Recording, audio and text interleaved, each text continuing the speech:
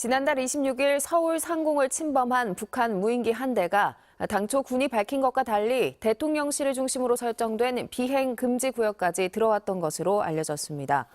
군 측은 합동참모본부가 무인기 침범 이후 검열을 실시한 결과 비행 금지 구역인 P-73 북쪽 일부를 지나간 것으로 확인됐다고 설명했습니다. P-73은 대통령실과 국방부를 중심으로 한 반경 3.7km 구역으로 용산구와 서초, 동작, 중구 일부를 포함합니다. 합동참모본부는 오늘 이와 관련된 검열 결과를 설명할 예정입니다. 그저께 서울 상공을 침범했던 북한 무인기는 은평구에서 강북구까지 도심을 가로질러 비행했고 왕복까지 했다고 국방부가 밝혔습니다.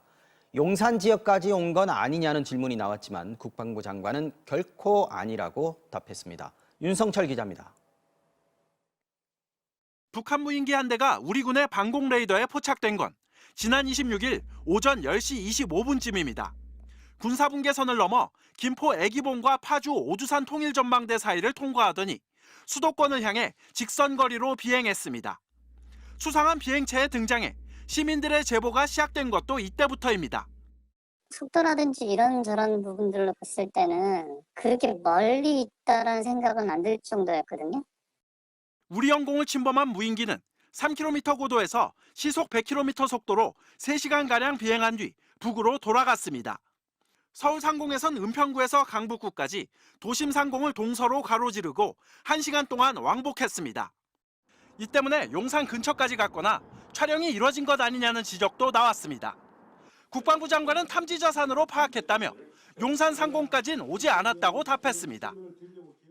이 그림만 보면은 용산을 지나간 것 같아요. 이 용산 지나갔다고 보이는 그림 보시면 다시 말씀드리지만 용산 지역까지 온 것은 잠깐만요. 분명히 아닙니다. 이 무인기가 북으로 귀환한 만큼 북한의 사진 공개가 있을지 주목됩니다. 서해 쪽으로 넘어왔던 무인기들과 긴박했던 대응 과정도 드러났습니다.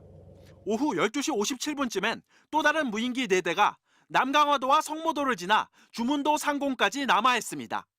우리 군은 경고방송 6차례, 경고사격 5차례 뒤에도 무인기의 남하가 계속되자 공격을 감행했습니다. 공격 헬기가 공중에서 터지는 소위탄 100발을 퍼부었지만 무인기 격추엔 실패했습니다. 포착하고 있는 그 표적에 지향 사격을 실시하였는데 이때 타는 자폭 소위탄 100발로 사격을 실시하였습니다.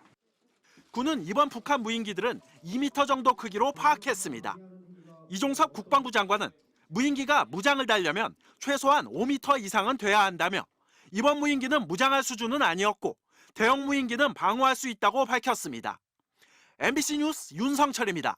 어제 서울 상공까지 들어왔던 북한 무인기는 서울 북부의 여러 구를 약 1시간 동안 넘나들었던 걸로 확인됐습니다. 전투기와 공격 헬기까지 투입하고도 무인기를 한 대도 잡지 못했던 우리 군은 오늘 결국 공식 사과했습니다. 이문현 기자가 전해드립니다. 어제 오후 경기 일산의 상공, 북한 무인기로 추정되는 비행체를 우리 군의 전투 헬기가 추적합니다.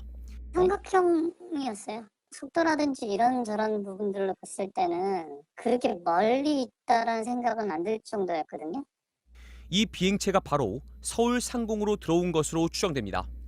이 무인기는 김포와 파주 사이 한강 중립수역으로 우리 영공에 들어와 곧장 서울로 향했습니다. 이후 은평구와 성북구, 강북구 지역을 약 1시간 정도 시속 100km 속력으로 횡단하며 비행한 것으로 확인됐습니다. 특히 지상으로부터 약 3km 고도의 근접 비행이었다는 게 군 관계자의 설명입니다. 영공을 침범한 나머지 4대는 강화도 인근에서 움직이면서 교란 활동을 한 것으로 보입니다. 군은 대통령실이 있는 용산 상공에선 무인기의 항적이 잡히지 않아 용산까지 들어오지 않은 것으로 판단했습니다. 하지만 군은 영공에 들어온 5대 중 1대도 격추시키지 못했고 서울로 들어온 무인기는 북으로 무사히 돌아갔습니다. 주력 전투기인 F-15K와 아파치 헬기 등 공중 전력 20대가 동원됐지만 격추 작전에 실패한 겁니다. 결국 우리 군은 오늘 공식 사과했습니다.